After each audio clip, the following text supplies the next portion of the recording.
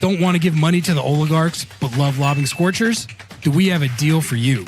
MLS Season Pass is back on Apple TV with access to every single MLS match, including Leagues Cup and the entire Audi MLS Cup playoffs with no blackouts. It's not just the games, you get total access to the pre- and post-match MLS 360 whip-around show in both English and Spanish, and get live look-ins and highlights from around the league, as well as full match replays and recaps. Now, you can support our show by visiting lobbingscorchers.com/Apple TV to purchase your subscription and support our show. lobbingscorchers.com/Apple TV. Please, don't let the oligarchs win. Ari, oh my God, what is happening? This is the first ever emergency stream from Lobbing Scorchers. It's a Saturday. We were actually literally just together working on a secret project, and lo and behold, I scroll down on my phone, and what do I see? I see a Tom bomb. I see a goddamn Tom bomb, Ari. Fill us in. What's happening? This is a bogue bomb. This is officially a bogue bomb. Like you said, we were just going about our Saturday, minding our own business. Definitely not planning on doing a show today. But then the man himself, Tom Bogues, he hits us with this. He hits us with this bad boy regarding the Seattle Sounders.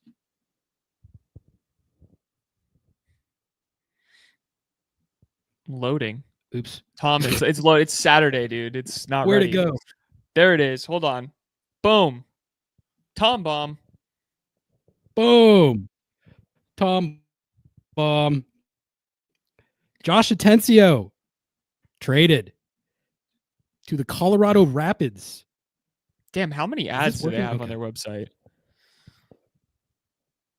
Look at this. Look at all these ads. Anyway, Colorado Rapids have acquired midfielder Josh Atencio.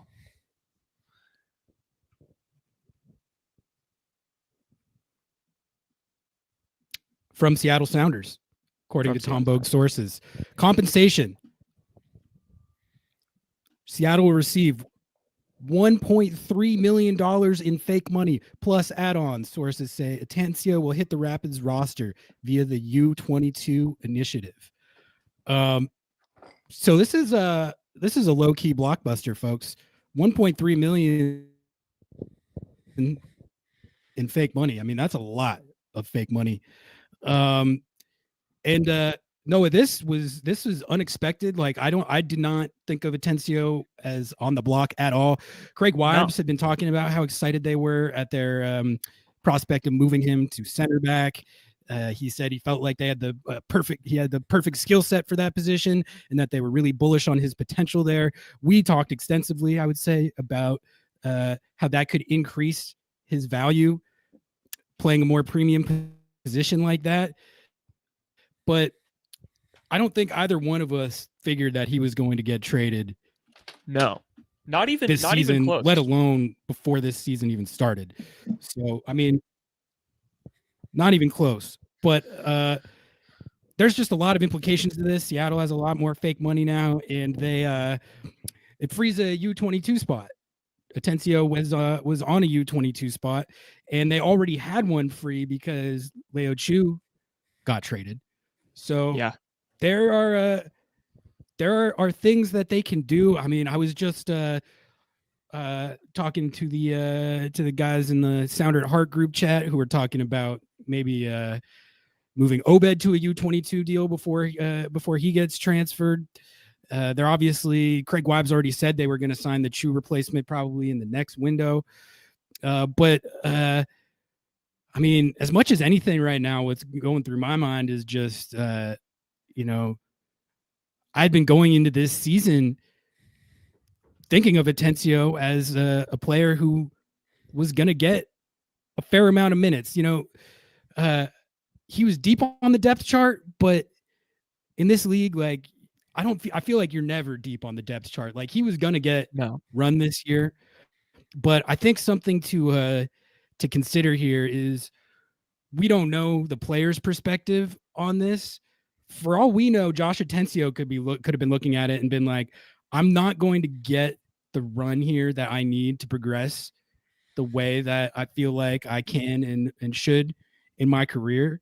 And going to a team like the Rapids where they are going to give him minutes. He's going to play a lot for them. These two teams have already done something similar to this with the Danny Leva loan, remember? Yeah, I do. But now, I mean, 1.3 million of GAM. The Colorado Rapids aren't dropping that unless they're planning on. I mean, that's like a borderline, like they see him as a cornerstone type money. I'll be interested to see if they keep him switched at CB or if they play him in the midfield. But anyway, big moves. We got Nico signing on here. Let's add Nico. Look at this, Nico. Emergency. We're all Nico, here. What's going on, man? The world's on fire. What's happening? You also emergency stream. It's been a crazy day, man. Look, I was supposed to be doing some garage stuff. I got like my old Mariners hat on. I mean, it's terrible. But look, I started off the day with, and I'm gonna go ahead and break this down because I have to say it, but because Tom is like a big nightmare over my head all the time. Tom Bogert. I mean, man, I love the guy, but he scares the bejeebies out of me. He's like Ray Lewis coming out, and I'm like catching the ball like on a short route, and he's just blasting me every time. But look, I started the day helping out some guys from El Rey. They wanted me to hop on and talk Sounders. So I'm in the middle of this conversation. I'm talking. I'm arguing with these guys because, they think the team is trash and all this. So I'm, getting all crazy. And so I get a message, and I'm like, there's no way this is happening. So I let him know. I was like, hey, man, I got to go. Let's go ahead and cut it short. There is some news that is developing. I got to go chase down, get off the phone. I'm making sure that I, cross all my T's, dot all my I's, making sure that this stuff is real. And it was, man. I talked to our boy Jeremiah, of course, because, I always call him to make sure that we get him going in terms of a story for Sounder of Heart, of course. But all in all, this is what I've heard so far. There were at least 4 other teams interested in Josh Atencio. They hit phones pretty hard. 2 real big contenders, especially. But the best deal for both club and player resulted in Colorado. Obviously, the team gets $1.3 million in GAM. And if you're wondering why not just a cash transfer and things, GAM is much better for Sounders at this time. Gives them a lot more options. It helps them with the cap. If you were to sell Obit for cash, there's a limitation of $3 million that you can use. So because of everything that could potentially happen in the summer window, plus what Seattle is looking at right now when the books, $1.3 million in GAM is a lot of money, and it gives them a lot of flexibility. So a big time move. Why is it a win-win? Both you, Ari, and the audience know that Josh Atencio has been dying to get more time, more play time. He had a really good year. He's had moments with the Sounders. There's been times where he's been the guy, but he never really broke through being someone that the coaching staff could really rely on.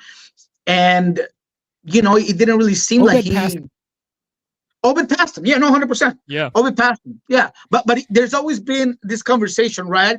Danny, Obed, Josh. And it's always been one that's gotten the spotlight, if you will, in specific seasons. But after Obed hit his, it seems like that was going to be a constant, right? Because Obed gets hurt, and, he was going to be this guy, and then you move Josh, and Josh gets his time. But when everything went back to normal, it just seemed like Josh wasn't really a guy that was going to be in the midfield consistently. So what do they do this year? They want to move him a linebacker. They want to put him at center back. He has the frame. He has the IQ. He could do it. But look, man, Josh had a hard time just being a 6. He wants the ball. He wants to get forward. He wants to shoot outside of the 18 because he has those attributes. He could do it. So when a player has this DNA, this chip, is really difficult for him to just drop a line and say, hey, now I'm even farther from where I want to be. Could he do it? Sure. I mean, I think he has the talent to do it. But I got a sense that he was definitely struggling with some center back things like defending in space, depending on the formation, some timing stuff. When you lose a ball dribbling, when you're trying to break through pressure and you lose it in midfield, it's very differently than when you lose it out in the back. You saw that in preseason. So I think that there were some concerns that maybe he wasn't going to be the quick fit for that position, and so they move him. So I'm happy for him. I think he's a very talented player. I think that he's going to go on to be a big contributor for Colorado, and I wish him nothing but the best. Yeah, this is insane. I mean, I think, you know, when I saw him moving back a line, I was quite surprised, to be honest, that he was going to play in a defensive role. And I think I even noted on maybe it was a live stream or a podcast where I said, you know, he's the type of guy who it's kind of nice when you have a center back who can get forward and wants to get forward and push the ball forward, especially in like this pressing form. But I'm interested to know, I mean, I don't know how much you know, but like if of this was on his own pressure or if it was, you know, just kind of deal making, but it seems like multiple clubs were interested in this. No, I think it was deal making. I think that whether, you know, teams had already been looking at him prior to Marbella or not, I mean, that we can get into and find out a little bit later. But I do think that there was an option, a possibility, and more of the team trying to do right by the player. Maybe they went out and grabbed those phone calls, or maybe threw out fillers out there to see how, you know, that would play it out. But I think that there was a certain sense of that Josh was going to be limited in minutes. And look, when you have a player like that, you're devaluing him by not playing him, right? So either you sell him now and get him at this cost, or you play him and hope that he values himself on the field. So that's why I think it's a good move. And again, look, this was all going to go into a story.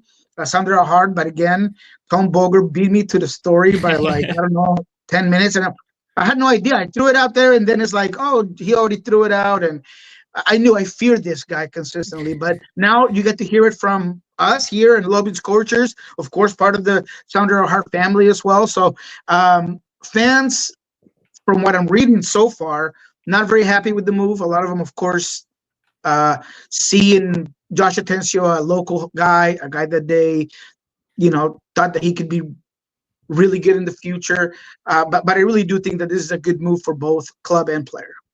I will say, not to make you feel bad, but Tom said he broke this scoop while in between touring houses. So he is literally on demon time. Like, that dude does not rest. That is insane. That is absolutely insane.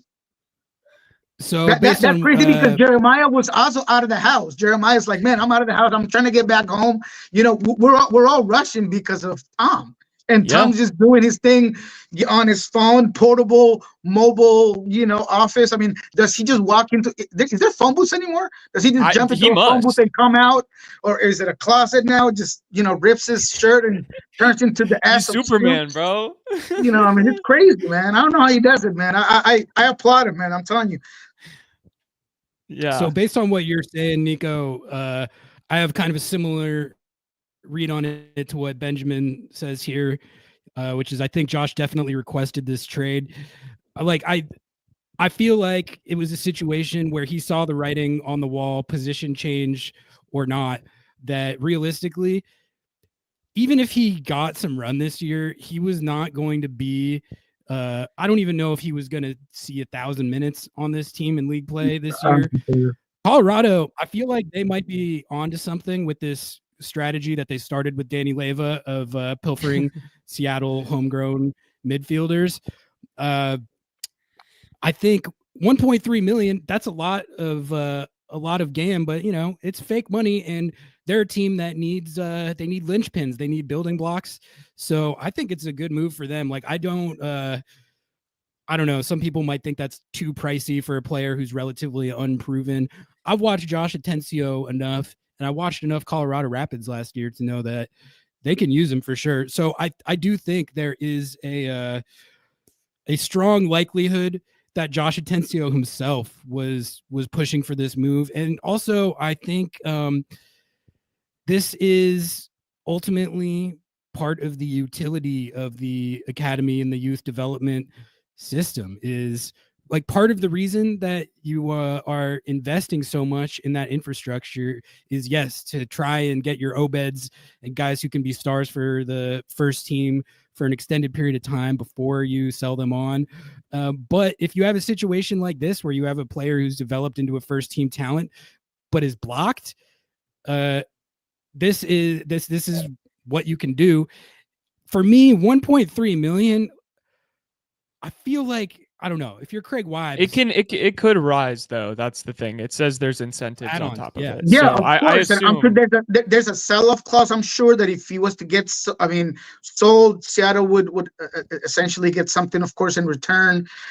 So yeah, I mean, there's still other ways that Seattle can gain out of it. So my concern is, does this change anything in that defensive group?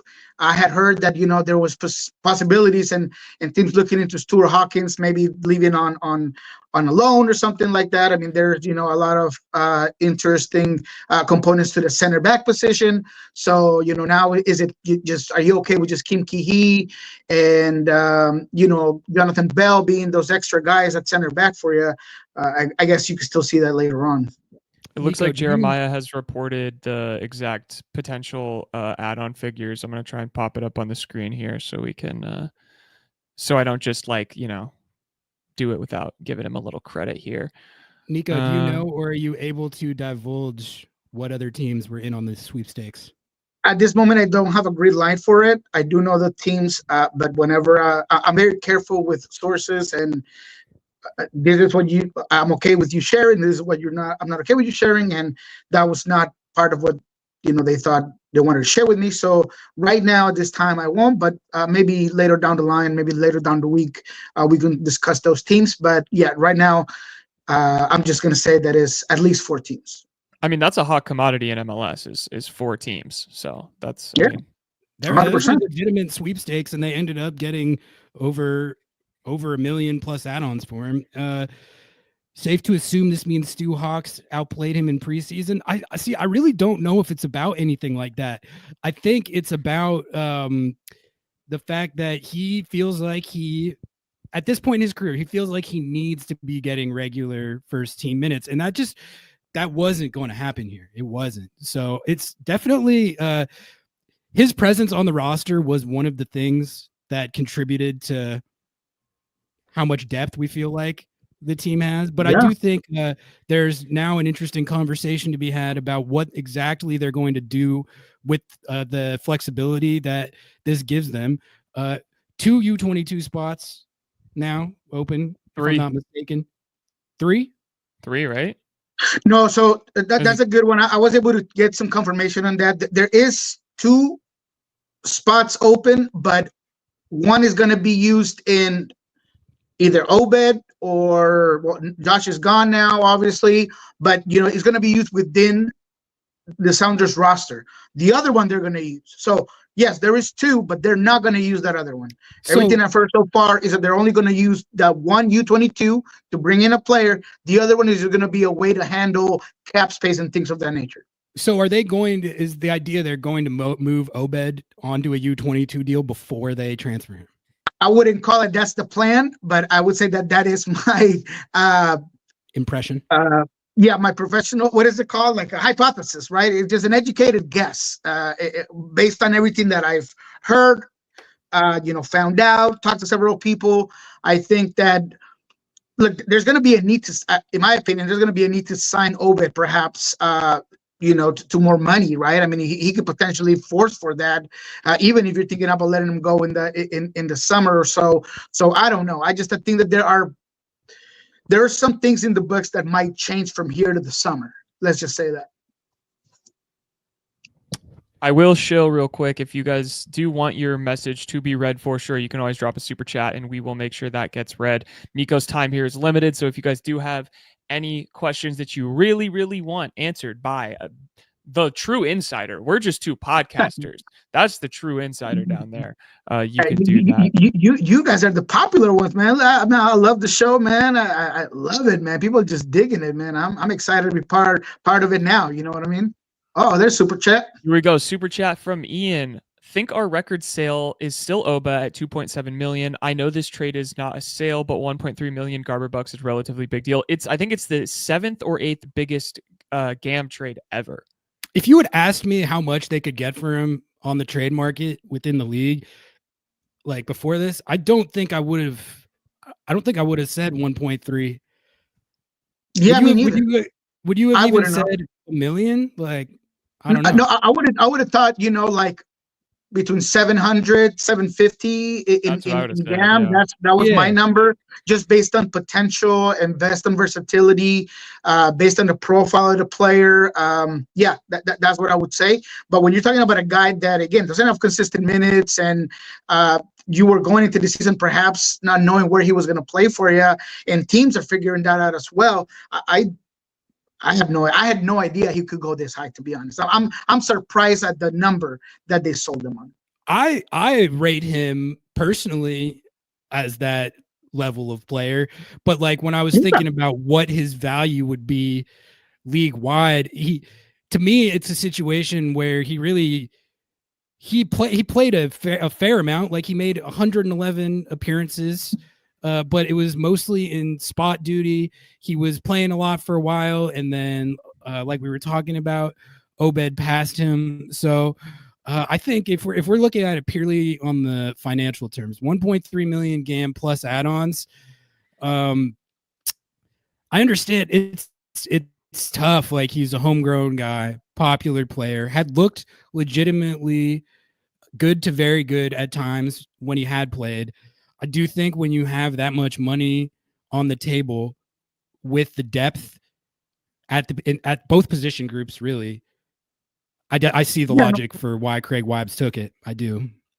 No, 100%. I mean, any of us would have taken it. And look, Josh is a guy that he does a little bit of the dirty work, right? He does a lot of the stuff that's not intangible in stats, not intangible in so many ways where, GAM money goes attributed to. So, man, I think this is great business by the Sounders again. And again, I think Colorado's also going to benefit a lot out of having a guy like him. And, the potential and essentially the future of your franchise is, pretty well there if you think that he's a guy that's going to be able to come in and not just be a starter, but maybe be a starter for years to come.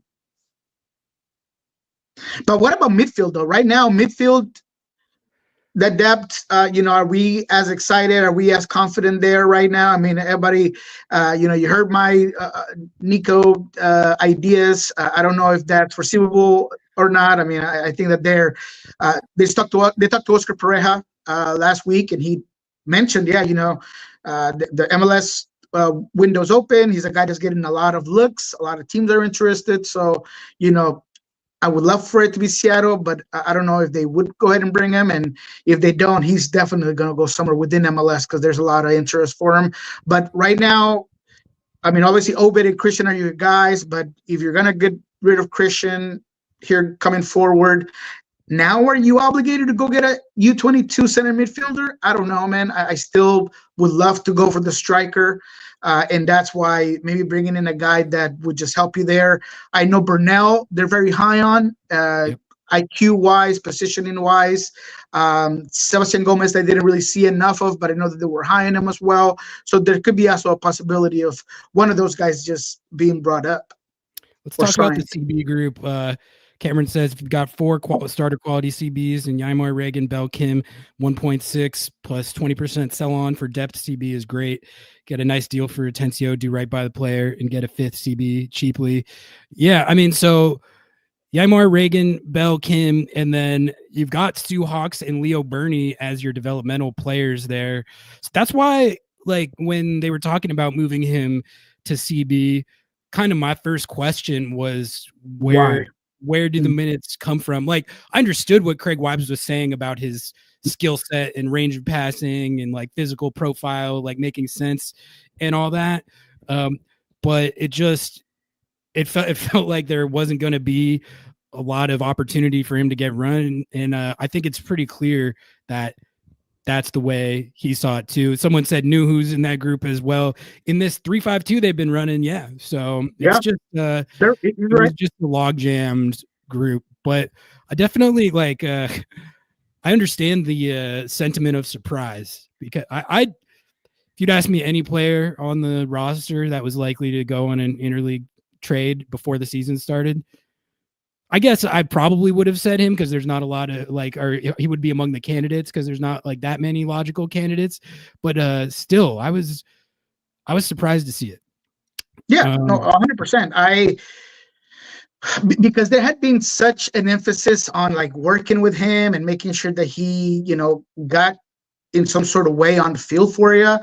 That's why I was a little bit surprised at first, but now after getting all the context on it and all the background information, and even as much as this week when, again, I had heard that he was struggling a bit with the move to center back.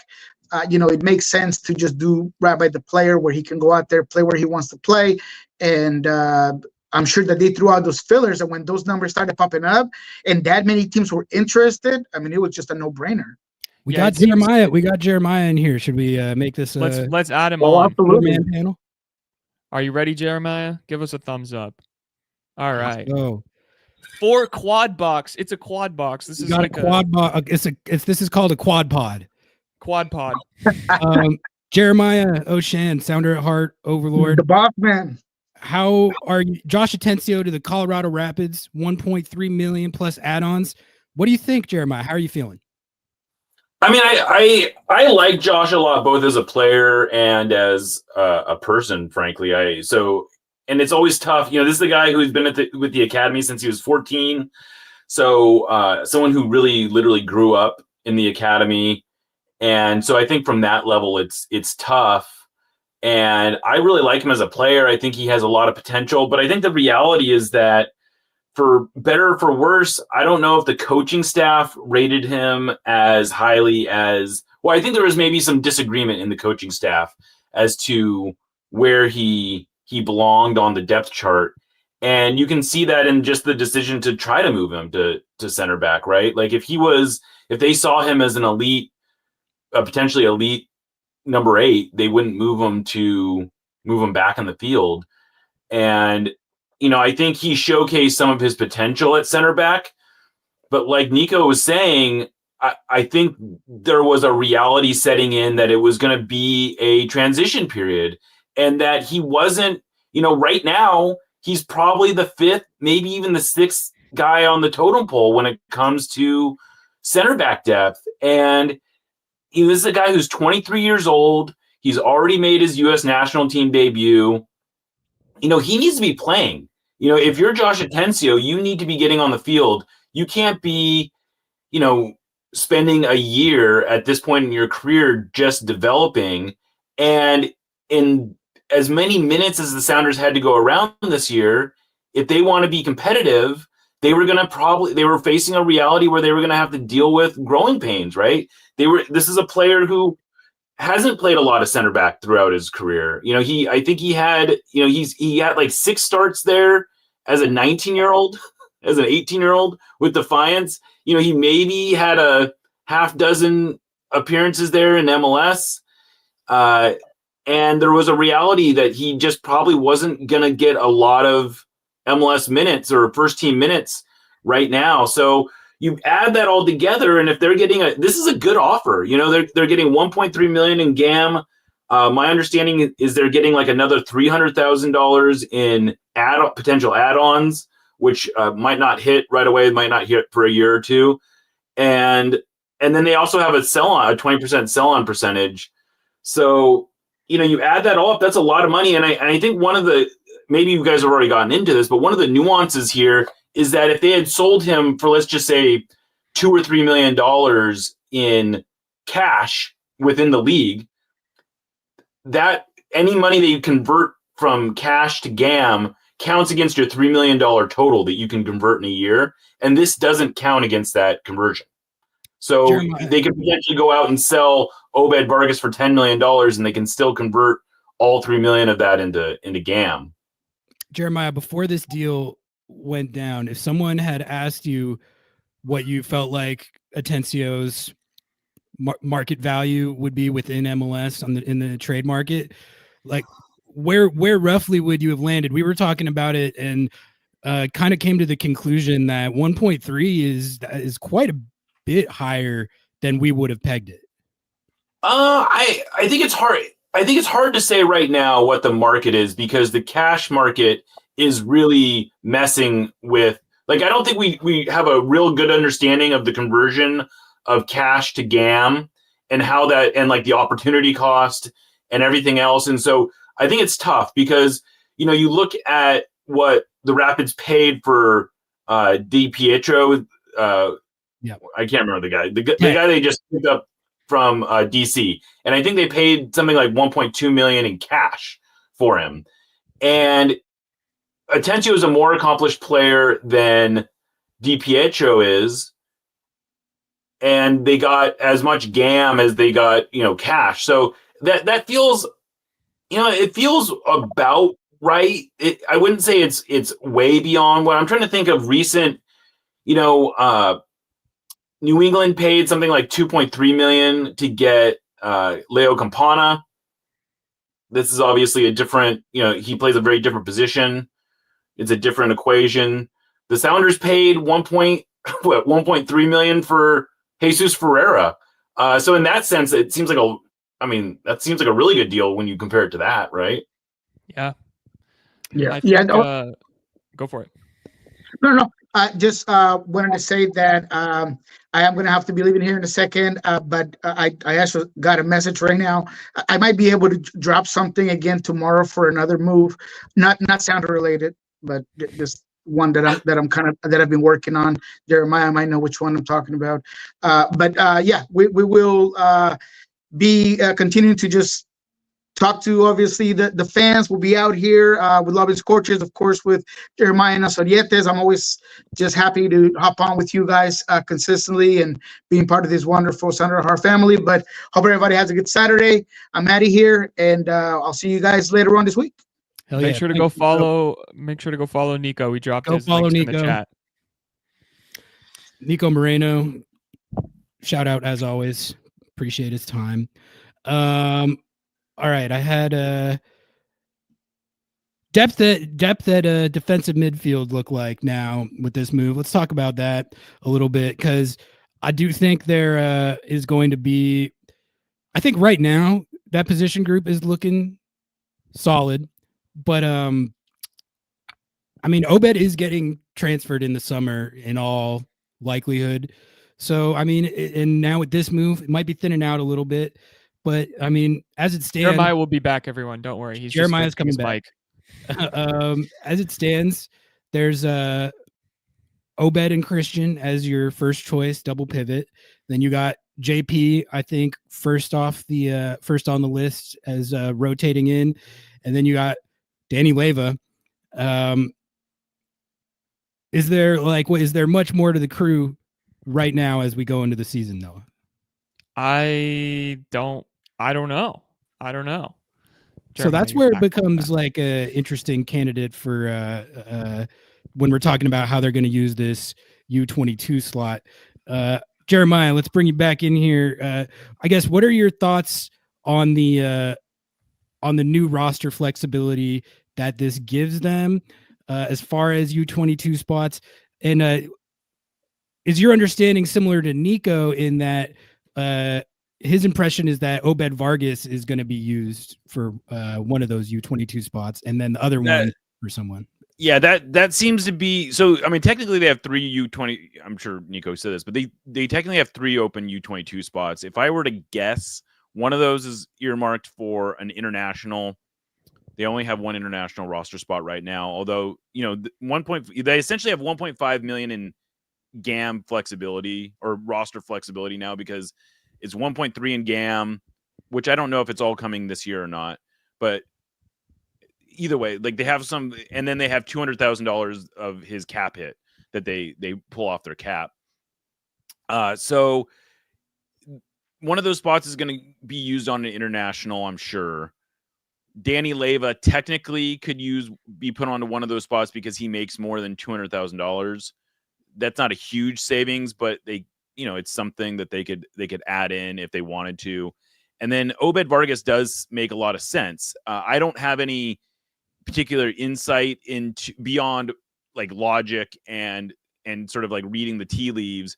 I haven't heard anything about like a contract offer being on the table for him, but it makes a lot of sense, right? Like, whether or not they are planning on transferring him, it makes sense to pay him to get him under contract now. Maybe it's like a $500,000 or $600,000 contract, and that sort of does him a solid of raising the bar for what he can expect with his next contract.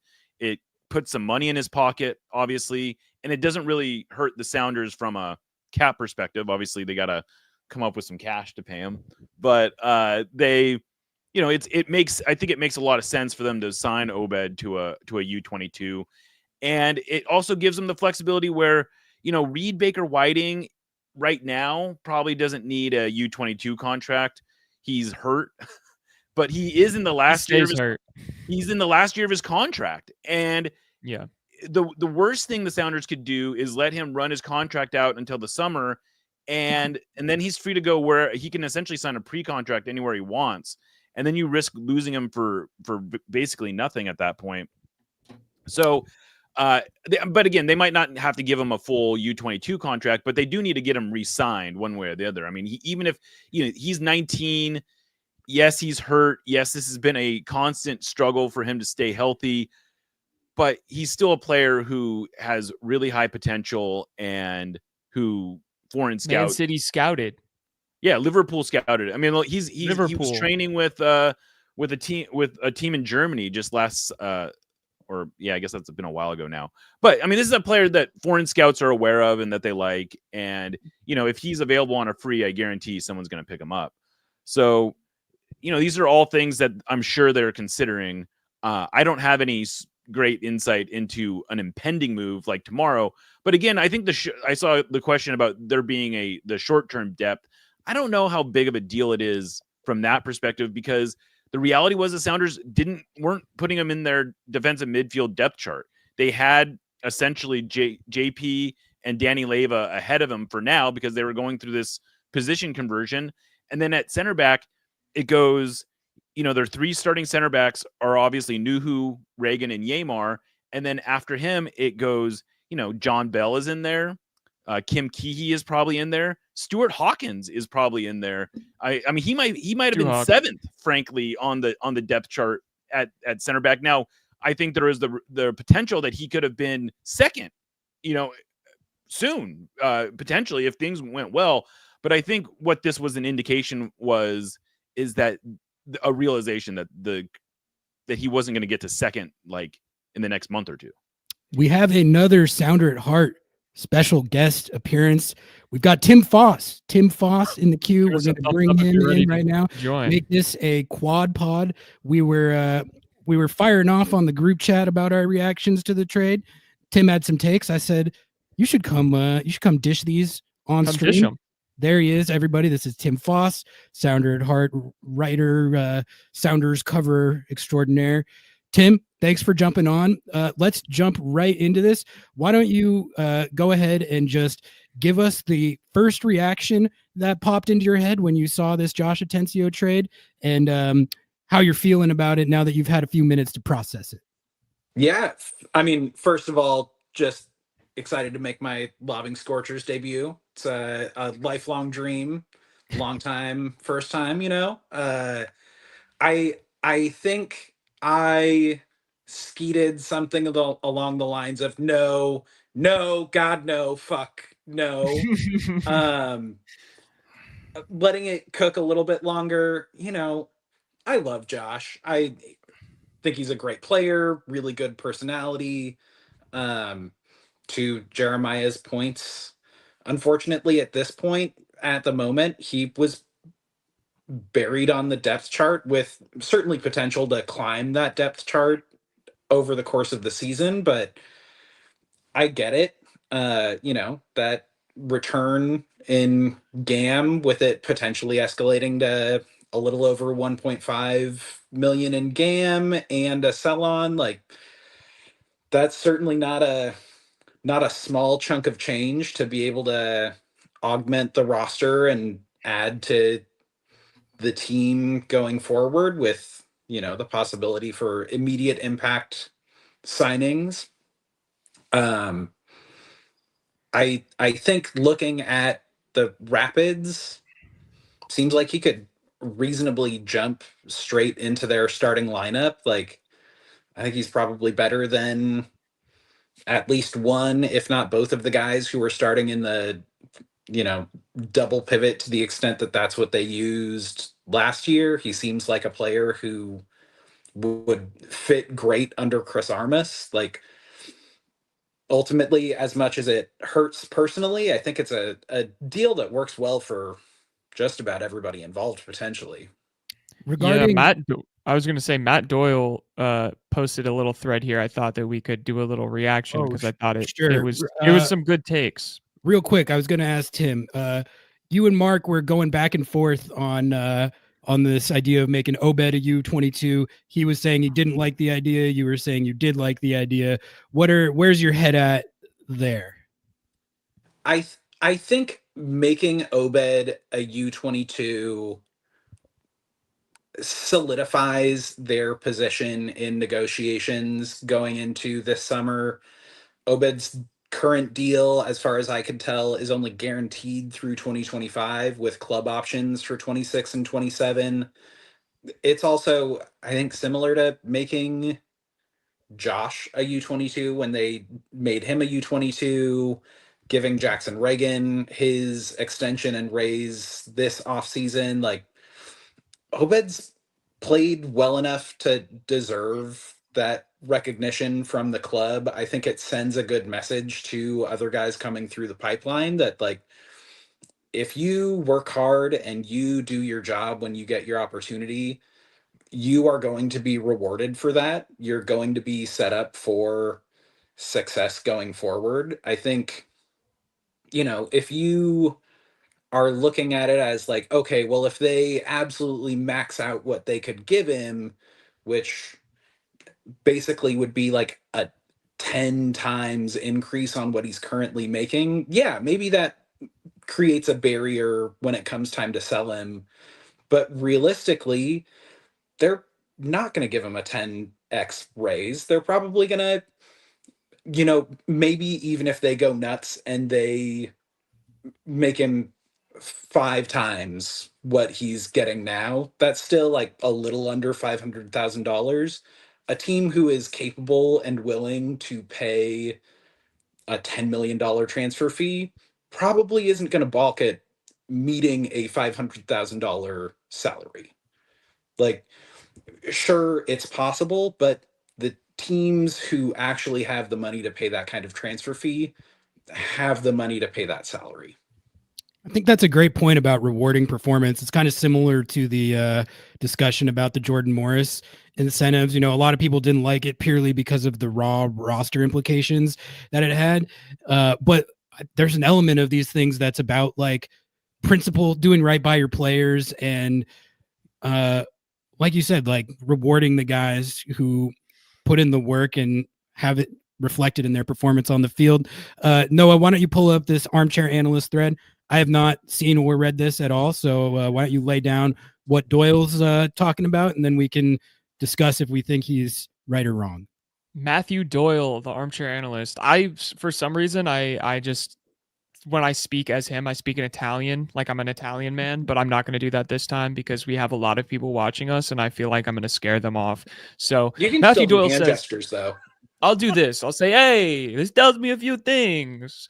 Colorado wanted a defensive midfielder who can stop opposing transition moments, and Atencio is probably their man for that role. 2, Atencio probably wasn't going to break into Seattle's rotation in a significant way this year, including at center back. 3, Seattle's got a U22 defensive mid or center midfielder coming. He also said, I think there's also a chance that Atencio just did not want to convert to center back. So the Sounders did him a solid and traded him somewhere he can be a starting number 6. This is another good trade for both teams and significantly changes my preseason perception of Colorado's strength. One other variable, the Sounders have a soon-to-be 18-year-old defensive mid coming from the academy who was awesome in Next Pro last year, and we know about the Tacoma to first-team pipeline, and that's Snyder Brunel. So, Doyle, laying down his Doyleisms. How are we feeling on that? A lot of good points there. I think the Snyder Brunel thing is a thing, and also from how he's interpreting it, someone in chat asked if he's going to play midfield or if Colorado's going to keep him at CB. Doyle right there, and then also from talking to Nico earlier, it seems like they are going to play him as a midfielder like he played at for pretty much all of his career in Seattle, except for when he was with Defiance. So I don't know. Where do you guys want to go with that? Positionally, where he's going to play with the Rapids, or maybe some. Tim, tell us about Snyder Burnell. You watch a lot of Defiance. Do you think that his rise was a factor in Seattle feeling empowered to be able to move Josh Atencio? Maybe to some extent. I don't really think they're a super direct comparison. I think Snyder more naturally does. We have seen an occasional strength of Josh's is carrying the ball forward, getting into the attacking half, if not the final third for the Sounders. I think Snyder operates a little bit more naturally in those spaces. He certainly,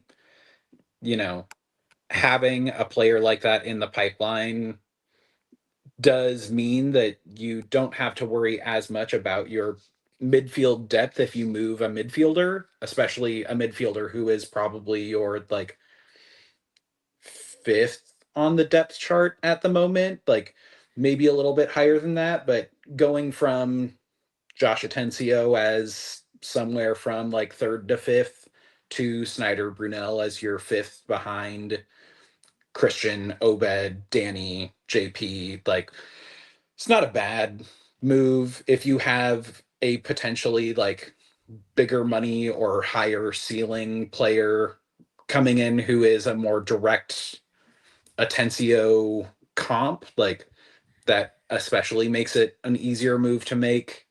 I think for Colorado, like anyone who watched or paid attention to any conversation about Colorado last year knows that moving Moise Bombito kind of cratered their team. Like they had a unicorn and then they didn't have a unicorn, and it's hard to prepare for not having a truly special and elite player. Josh obviously is not a Bombito clone, but like even if they do play him at CB, I think he provides a lot more mobility, if not the direct like speed that Bombito does. Like having someone who can cover ground like Josh, whether he's played as one of a group of three center backs or in the midfield, obviously helps cover a lot of that like transition threat that was how they got repeatedly cooked after losing Bombito. Yeah. Jeremiah, let's get you back in here.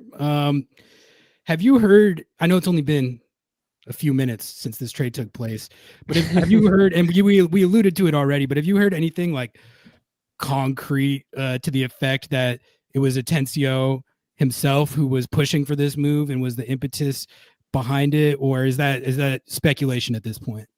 I mean, it feels like speculation at this point. I think, I talked to Josh, I wrote a story yesterday talking about this, his move to center back and sort of like how he had the right mindset for it and how he was approaching it as this sort of like growth opportunity. But I think if you read between, and I got this vibe from him when I talked to him, especially now, and I sort of was getting this vibe from other people, is that I think he was on board with the move. I think there's a very real possibility that he was frustrated with the reality of the move. Like he liked the idea of it. I think it was probably pitched to him in a way that made a lot of sense. I think he probably embraced a lot of that. I think the Sounders were being honest when they said that they thought he had elite potential at that position. But his mind, I mean, you go back to last year, and he gave this interview where he was talking about it was a dream come true to wear the number 8. He sees himself as a midfielder. He sees himself as a number 8. This is how he envisions himself. And I don't think that I think it's notable that he will, I mean, he's almost certainly going to the Rapids to play midfielder. They're not spending this money to put into a project of a player who is already a capped U.S. national team midfielder, right? So I think that's probably part of it. I don't think he's sitting there banging the table demanding to get traded, but I think he was frustrated that he wasn't playing, that he didn't play more last year. I think he was, one of the things he said to me was, it's frustrating when you don't really know why you're not playing. Like in his mind, he was doing what he had to do to get on the field. I mean, he is by all accounts one of the best training players. Like he is a beast in training. And for whatever reason, there was a disagreement in the coaching. I do know this to be true, that there's a disagreement in the coaching staff as to like what his strengths and weaknesses are. And I think for Brian, at least, he was not as enamored with his aggressiveness sometimes. And I think that, he would sometimes overcommit. He would sometimes get out of position because he was so aggressive about covering ground. His passing, if you look at his passing percentage among his peers, it's not that high, but he is almost off the charts when it comes to progressive passing, right? He's just a much more aggressive player than I think the Sounders saw in that role. And that fits Chris Armas really well. I think he's probably going to excel there. I think this is a pretty close to ideal match pairing for him. So I don't think he was like demanding to be traded, but I don't think he is upset to be going someplace where they probably see him as a day one starter. What does this mean for Stu Hawkins, Joseph asked? That was one of the next topics I wanted to get to.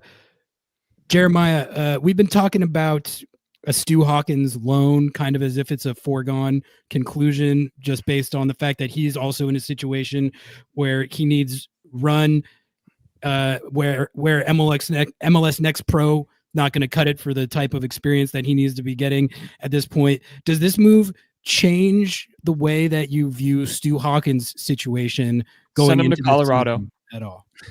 I definitely think to me, it suggests that the Sounders are at least open to the possibility of him being a useful first team player right now.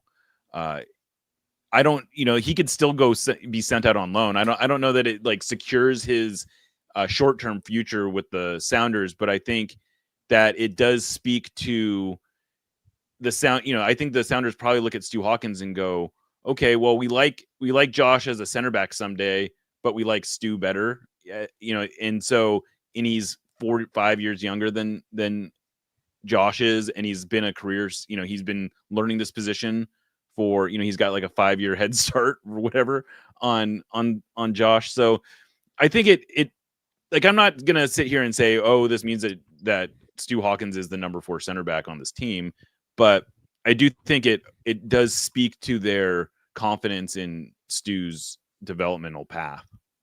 I have a question here about, one of my biggest critiques from, well, let's hit this super chat before we even get in there, because we just got a 10 bomb super chat here. Thank you so much from Soul. Assuming that one U22 spot is saved for RBW and Obed, and another U22 spot is saved for a CMDM. If the team does go for a second U22 player, what is a more pressing need? A 10, considering Rusnak's injury, or a 9? Let's toss it to you, Tim. I think I would say a 9 rather like over a 10, just because I think they've got, whether they're playing in the 3-4-2-1 or a 4-2-3-1, like they've got a good handful of guys who can play in that spot. Even, looking at them using like in the 3-4-2-1 that they've been running all preseason, they can use Georgie Manungo, they can use Paul Rothrock, obviously Pedro, Jesus, all can play there. Danny Leyva looked solid as a 10, subbing in for Rusnak last year. Like during preseason last year, that was where Rothrock made a good number of appearances. I think they've got decent options, and they've got some Sebastian Gomez is not a direct like heir apparent for that 10 spot, but they've got enough guys who can fill in there. And they do, like at the 9, they've got Jordan and Jesus and Danny Masovsky, whatever you think of him. He can eat up minutes and he can do a job for you. there's not like, I like Osase de Rosario. His production with the national team of late has been really great, but I don't think that's like a bankable bet at the 9 spot. Like, if you're gonna drop some cash and go find a high upside young player, I think where they're situated, it makes more sense to do that with a 9 than a 10. Because you can also, like, if you really want to, Christian Roldan has cooked in the past as like a pressing 10. Like, there's a lot of ways you can use that spot, whatever formation they're using. I think a 9 makes a little bit more sense. Ari, what do you think about this? I agree. I would have said number 9 for most of the reasons that Tim outlined, and that's something that we've talked about with Nico as well. I think the debate is exactly what Soul said, like a DM or a 9, but they have some time to think about it. They do, and that's part of the reason why they said they were waiting to fill that spot, is because they want to see how the team plays, and then they're going to assess that, which I think is actually the exact right way to handle it. I know people wanted to move now, but yeah. Noah, you guys had. Go for it, Jeremiah.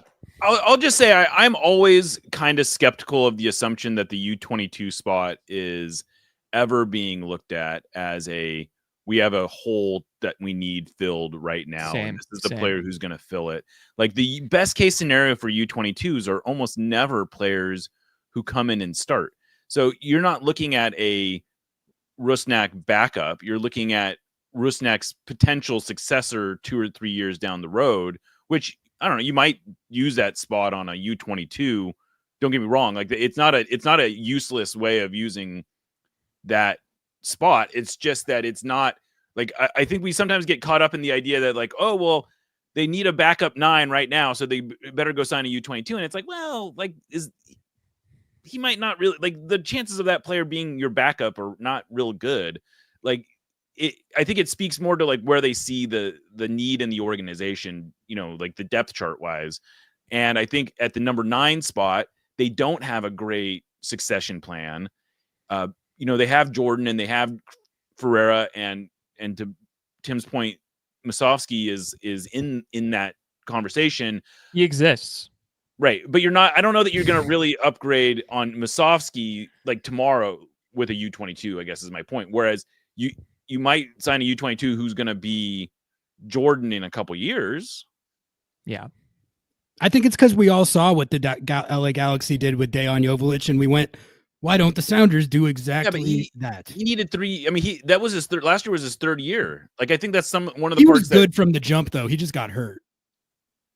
He was good, but he didn't. I mean, you go. I mean, he was fine, but he wasn't. He was also an older player who had a much better track record than almost any other U22. I mean, I mean, you're right. He is the A example of what you get out of a U22. I'm not like, that's absolutely true. But my point is that even in that scenario where he is doing exactly what you hope he's going to do, it wasn't until year 3 where he was actually a starter. Yeah. It's true. Let's jump backing up Chicharito when he should have been starting over Chicharito from the jump. But I see what you're saying. Noah, what was your take? You had one. Yeah, I was going to say, one of the things that I had brought up a couple of podcasts ago, that one of the biggest critiques for me of Craig Weibel had been, the lack of loans and lack of transfers out. And to me, he did some really nice business with this Jesus Ferreira trade, right? And then this trade specifically is okay. I'm gonna put a hot take out there, guys. I love doing this. This is even better trade than the Jesus Ferreira trade. You basically unloaded a guy who you did right by the player, who really just wasn't going to get the minutes at the position he wanted. You get a 20% sell-on fee for a player who you already know has a lot of upside. Give them to the Rapids, who, like, whatever, it's the Rapids. Like, they're never really going to be that big of an issue. And you make a good chunk of change that's convertible and really does help you in the short term and, semi-long term with building your roster. So whoever wants to hit on that take, go for it. Well, I would say depends what you mean by better trade. Like, if you're talking pure business, I see what you're saying. In terms of like impact on the team on the field. We'll have to see what they use this Atencio GAM for. But with Ferreira, they got a best 11 attacker potentially. So I think it's hard to like rate this. It's going to be hard to rate them against each other until we see what they do with the Atencio resources. But I do think it is it's pretty undeniably good business. I don't know. I just when I see 1.3, I'm like, that's more than I thought they would have gotten. It is. Yeah, not knowing what is going to trigger the, add-ons for that deal.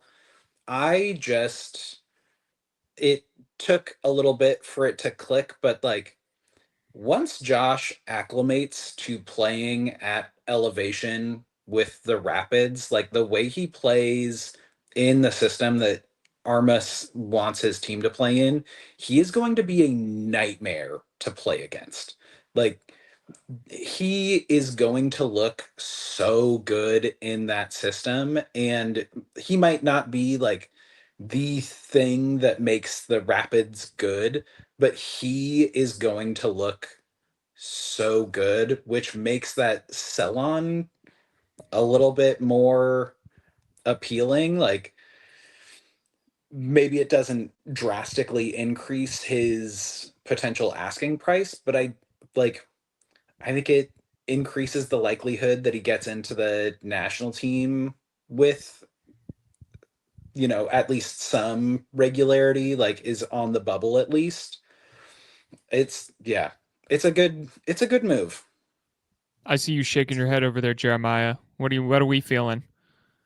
Yeah, I mean, I think I do think that it for a GM who has taken a lot of criticism for failing to be creative and being too conservative, I think this is a step in the direction of more bold moves and more aggressive moves. And, in that, and I do think, again, I know there's a lot of concern over the short-term depth, but the reality is the Sounders weren't looking at him as Obed's backup. Like if they, that's just for better or for worse. And I think the Sounders essentially took this as an opportunity to move from a position of strength, and it opens up some real possibilities. They had almost no cap space. By my estimation, they barely had enough cap space to get a U22, and now they have a lot more. They can go out and potentially sign a veteran if they need one. I don't expect that player to be here tomorrow, but I'll tell you, I'll be just like my overall take is I don't love the move because I really like Josh, but I think that you can logically understand it. And I think from the perspective of we want Craig to just do something, this is definitely doing something. I wanted to take it back to Stu Hawks for a second. I think that is potentially a key character in all this, at least down the line. Tim, based on the Defiance that you've watched, does Stu tell us about Stu Hawks? He is rated as everything I've heard in the last couple years is that he is rated within the organization as a future starting level MLS center back, like as a baseline, and they think his ceiling might be higher than that. Based on what you have seen of him with Defiance, do you feel like he's on track to live up to that billing, or what do you make of his profile and development at this point in his career? I think it's tough watching MLS Next Pro to really definitively speak to like a player's level unless they're just, well, even if they're absolutely dominating, like Braudilio Rodriguez dominated, it's hard to know how much that actually means. But Stuart Hawkins is an unreal passer of the ball. Like his passing numbers are incredible. He is consistently one of the best passing center backs in MLS Next Pro. I don't think that's going to like go away as he moves up the levels. He really last year, the big task for him was being the guy who sort of organizes the back line. The more experienced center backs who he'd played with previously had moved on. The goalkeeping situation behind him was a lot more rotational. And he was tasked by the organization with being the guy who organizes things. I think he is doing all of the right stuff in the environments he's put in to like continue to progress. It is just like going from a reserve league to MLS, where you are going from largely playing against people who are around your age, maybe a little bit older with some exceptions, to playing against guys who are, competing at the World Cup or Copa America. Like, that's a big difference, especially for a young center back. Like, he's got to put on some additional bulk. Like, he's got to get on a Mac diet and bulk up. Like, He's so skinny. Yeah. He looks like me, dude. He does. I was just gonna say. He looks like me. I'll be remiss if he's gained a lot of weight over the last couple years, but he's still like, it speaks to how like the deficit. I mean, he's 6. Listen, don't hate on the metabolism over here. All right. You know, some of us, I mean, he's putting on weight. He's been putting on weight, but yeah, he's, I think there's still doubts about his ability to physically match up with MLS number 9s.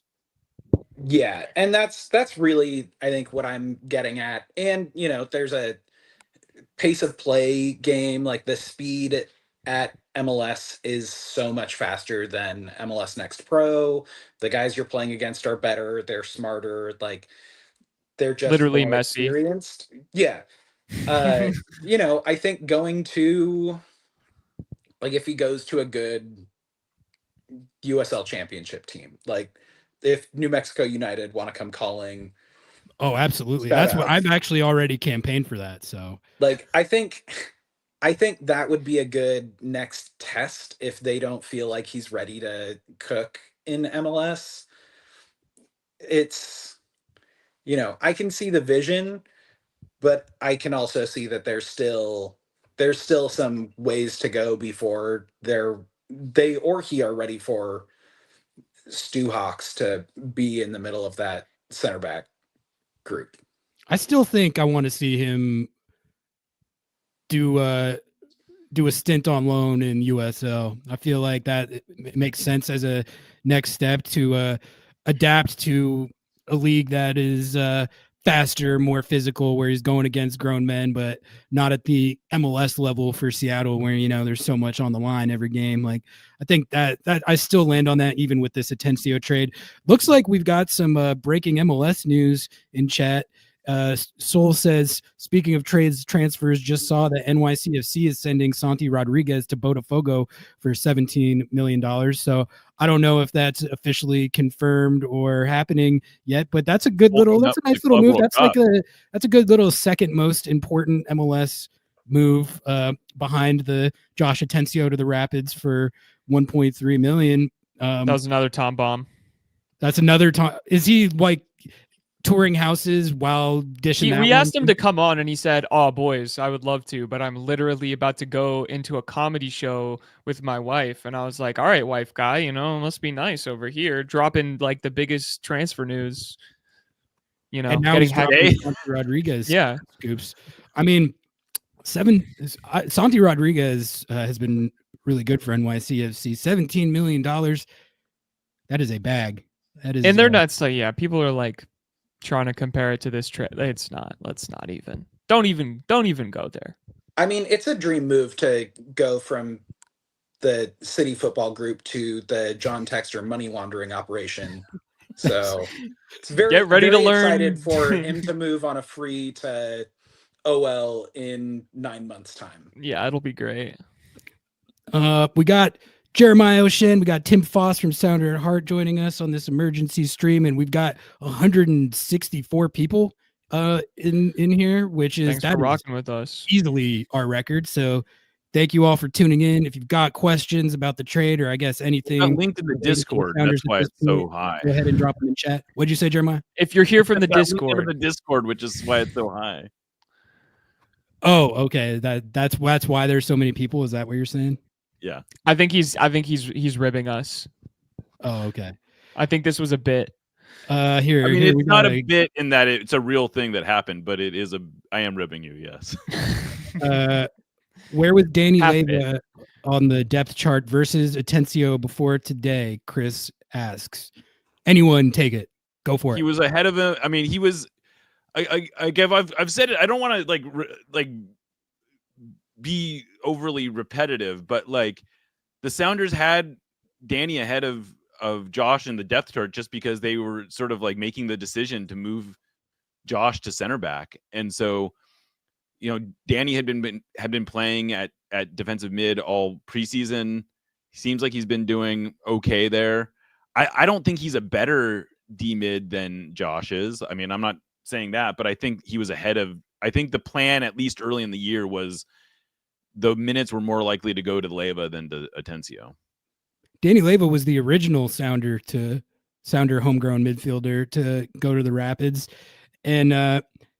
I don't know, Jeremiah, did you hear anything about like how that went from his end, or how the Sounders felt like that loan went? I don't think anyone was totally ecstatic with how it went. He didn't play as much as I think the Sounders had hoped that he would. And, the Rapids, I don't know. The Rapids maybe not have had an automatic buy option on him. Now that I think about it, I think Craig made a point of saying that they didn't have that, but he didn't play as much as the Sounders had hoped he would play. It is connected in the sense that Chris Little was an assistant at Colorado when Danny was there. He remains an assistant while now, and he coached both Danny and Josh at both the academy and for Tacoma Defiance. So Atencio is going someplace where there is a clear like connection, like there's an in there. Yeah. Noah, did you have anything else that you wanted to hit here? I feel like we've kind of this has been a good we hit a lot discourse, but there's anything else regarding the team or the offseason or the games coming up, we may as well hit it. We're on this emergency stream, and like I said, if you guys have anything that you want us to hit, drop it in chat. But I guess for our panel here, if you any last takes on the trade, thoughts, feelings, rash conclusions. Tim, got anything? No, I think just I would want to sort of echo Jeremiah's feelings on the deal. I think removing myself from my own personal fandom and feelings, like that's you hard. can see that it's tough, but you can see that the business of this deal makes sense. You can understand all of the perspectives. From a fan perspective, it is tough to see a player like Atencio go. Not only is he a great personality and a good player, but he is a local guy. Like, just is always tough to see somebody like that move, I think, particularly within the league. But I am, glad that it's not to a team that I have particularly strong feelings about, and that's gonna be a season pass team for me now that probably wouldn't have been previously. Like, I'm gonna watch a lot more Rapids games than I would have otherwise. We'll call you in for our Rapids coverage. Hell yeah. Rapids beat reporter. I think my favorite part of this deal is that Jeremiah went 1.2K words literally yesterday, like analyzing the fine points of the transition and how he's adapting, and then literally the next day he's I know. It is funny. I will say, right? It was funny because I was struggling with that story a little bit because I wasn't quite sure how to put sort of a bow like this. I had done the interviews for it like last week, more than a week, I guess a week ago, like more than a week ago. Okay, let's just call it that. And I had been sort of struggling with putting a spin on this of like trying to explain it, and the more people I've been talking to behind the scenes, there was sort of like some a little bit of let's not get too excited about this quite yet. He's still got some growing to do. And I don't know if you go back and you read the end of that story, there's a whole chunk in there about how this might not pay off right away. This is more of a long-term play, blah, blah, blah. And I do think that speaks a lot to, in hindsight, I now know that some people I talked to were sort of like, the reason they were pumping the brakes a little was because I think they knew this was in the works. Yeah, that would add up. I get one other kind of random thing I guess we can hit on with this. I was talking to Nico a few weeks ago, and I was telling him I think I dropped the take that I feel like Leo Burney might actually play more this year than we think, and he was saying, he disagreed because he's buried on the depth chart. But my point was kind of like, yeah, he's buried on the depth chart, but the way it works in MLS a lot of the times is those guys who you think are buried like actually end up playing. So he might play based on that. But Jeremiah or Tim, like, have you guys got any read on Leo Burney or what they like about him? Because I'll say from my perspective, I'm intrigued about like the Chad Marshall of the Ivy League. He's like the 3-time Ivy League Defender of the Year. This is Ari's Hill. It's his new Paul Rothrock. Yeah, exactly. He was dominating the Ivy League, but I don't know. I know very little about him other than that. What do you guys think? I mean, I'll just say early on in training, he stood out to me as a player who looked really good. The reality is that he has not played at all, I don't think, in preseason. Yeah. I don't know if he's logged a single minute, to be honest with you. Really? And the Sounders have played 5.5 games.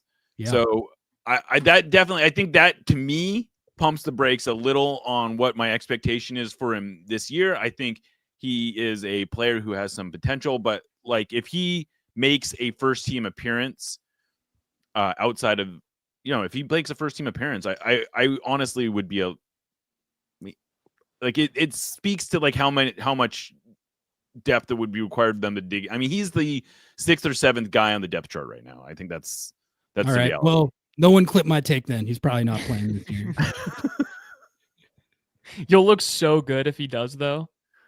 That's kind of why I did it. It was a high risk, high reward take. Yeah. I mean,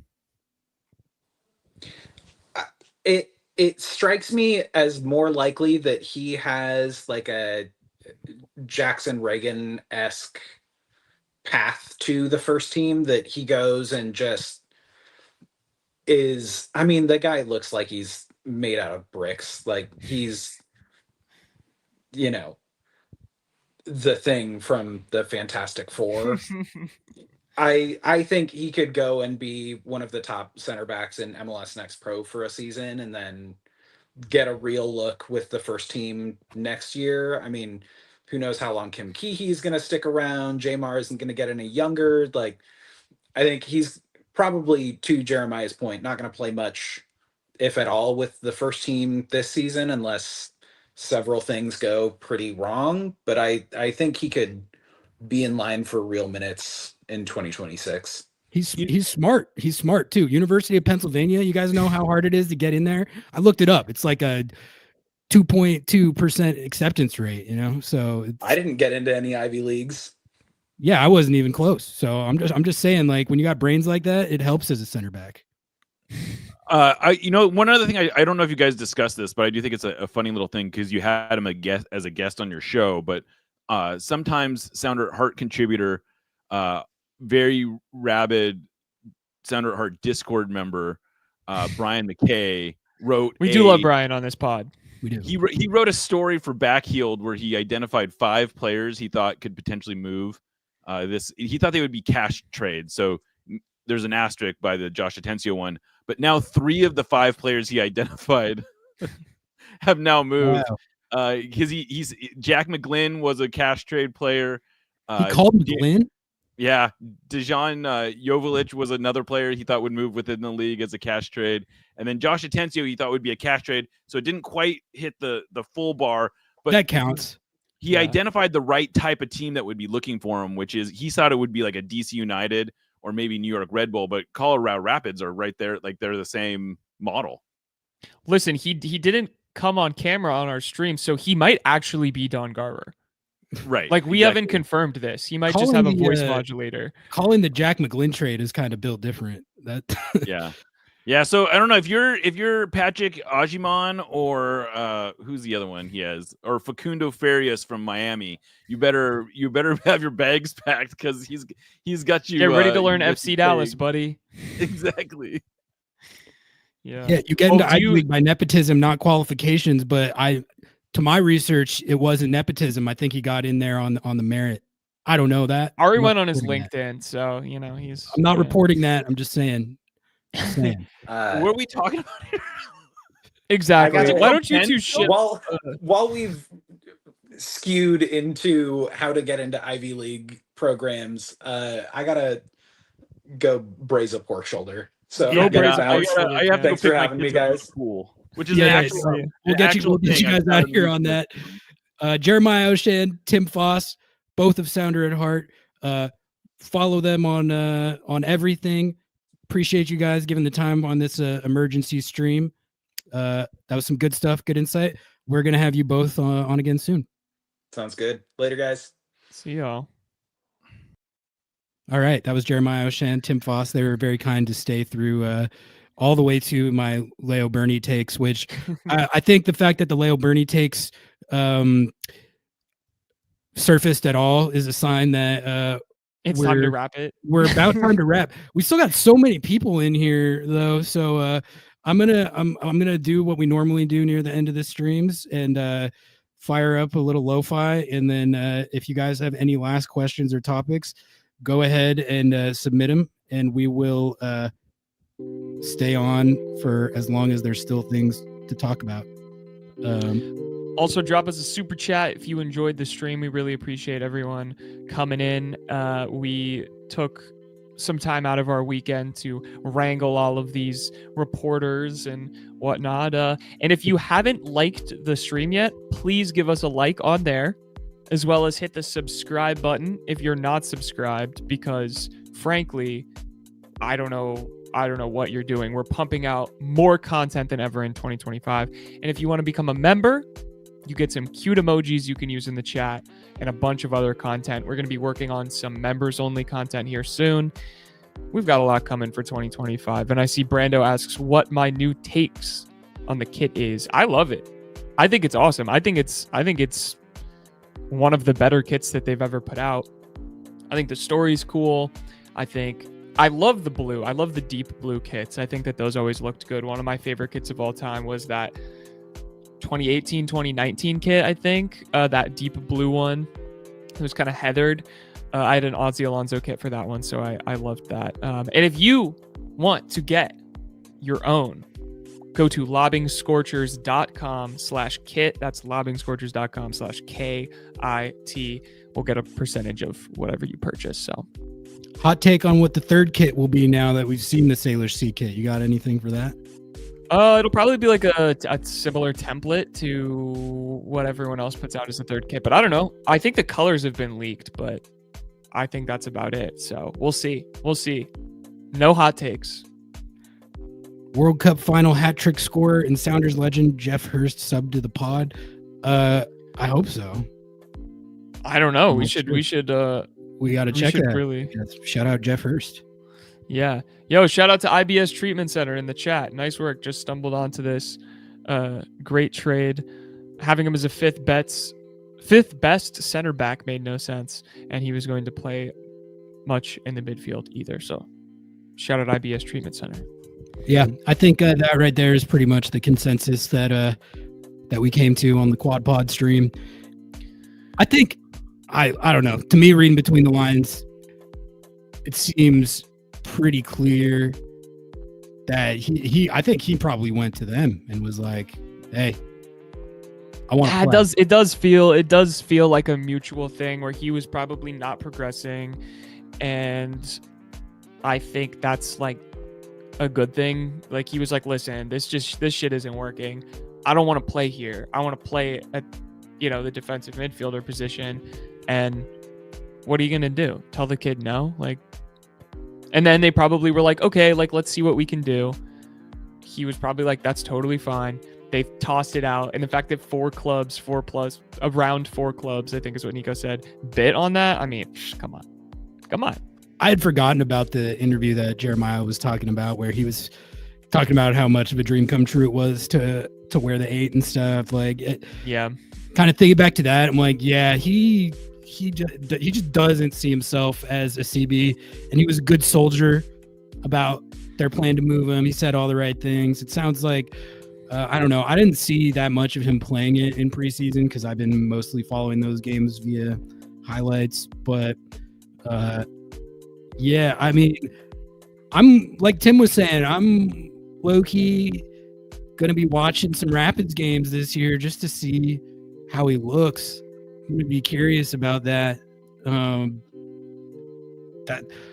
don't know. There's not many storylines that would have me locked in on the Colorado Rapids, but them getting Josh Atencio, that's one of them. And they're going to play him. There's no way they drop a $1.3 million Garber bag on him if they were not going to play him a lot. So, and I have one thing to say to close this out, Ari. Are you ready? Yeah. Are you sure? Get ready to learn Rapids, man, buddy. Get ready to learn Rapids, man, buddy. That is such a good throwback. I learned about Rapids Man when I was doing a post a few years ago where I was doing, it was like top 10 all-time mascots or something. And I was like, Rapids Man's got to be in that. Shout out to Rapids Man. Rapids Man. I feel like with Rapids Man, we can rapid it up. Yeah, let's wrap it up with Rapids Man right there. Thank you all so much for tuning in. We absolutely smashed our record for people like tuned in at one time. So, and you'll have more to talk about on Monday with Nico. Yeah. Live Lobbing Scorchers kickoff with Nico Monday at 8 a.m. We'll be talking any new developments with the Sounders and throughout Major League Soccer. And then Thursday evenings, I did my first Under the Lights stream, and I didn't turn the microphone on for the first 45 minutes of it. But once I did that, it sounded great. And I think it was overall a good show. We had fun. We were watching preseason highlights, and I was taking questions and all that. So definitely keep stopping by the live shows. Podcast coming out next week as well. And games are starting. Did you guys know that? Yeah, they are. CONCACAF Champions Cup. I'm cutting Ari off. I'm like, stop talking, Ari. Just kidding. Yeah, all sorry. Right, with that, we're going to play one more Apple TV ad, but we will be out. See y'all later. Don't want to give money to the oligarchs, but love lobbing Scorchers? Do we have a deal for you? MLS Season Pass is back on Apple TV with access to every single MLS match, including Leagues Cup and the entire Audi MLS Cup playoffs with no blackouts. It's not just the games, you get total access to the pre- and post-match MLS 360 whip-around show in both English and Spanish, and get live look-ins and highlights from around the league, as well as full match replays and recaps. Now, you can support our show by visiting lobbingscorchers.com/Apple TV to purchase your subscription and support our show. lobbingscorchers.com/Apple TV. Please, don't let the oligarchs win.